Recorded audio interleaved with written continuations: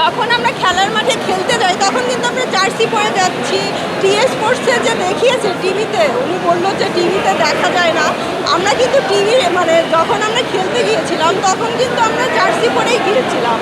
But এটা হচ্ছে আমরা পার্সোনাল আমরা কোথায় কী পরে যাবো এটা তো আমাদের চয়েস ভাইয়া।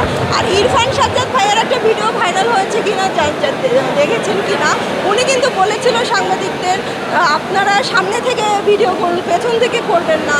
সো এটা আসলে আমাদের কোনো দোষ নয়। এখন যদি মামলা করতে হয় তাহলে গণমাধ্যমের বিরুদ্ধে করুক, তারপর যারা মোবাইল সাংবাদিক তাদের উপরে করুক, বাট আমাদের কেন? আমরা তো এখানে কিছু করিনি। যে লয়ার সে যেটা করেছে এটা আমার মানহানি হয়েছে, আমি মামলা দিব, মানহানির মামলা দিব তার বিরুদ্ধে। কারণ এটা কিন্তু ওই আরও 2-3 দিন আগে এটা চলে গিয়েছে, ওই টপিক কিন্তু কেউ মনে রাখেনি। বাট তার জন্য লয়ারের জন্য কিন্তু আমার আবার আগের সেই ক্লিপগুলো ভাইরাল হচ্ছে, তাতে করে তো আমার মানহানি হচ্ছে।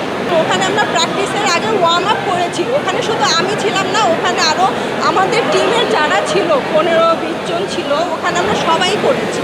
সবারটা না ভিডিও করে শুধু আমারটুকু করে কেটে কেটে এগুলো ভাইরাল করা হচ্ছে। আর এটা কিন্তু তখন এত বেশি ভাইরাল হয়নি, যখন থেকে এই লয়ার সামনে এসে বলতেছে মারিয়াম এইভাবে বিভিন্ন অঙ্গ দেখাচ্ছে বা এই সেই, তাই এটা তো আমার জন্য মানহানি আমি মনে করি।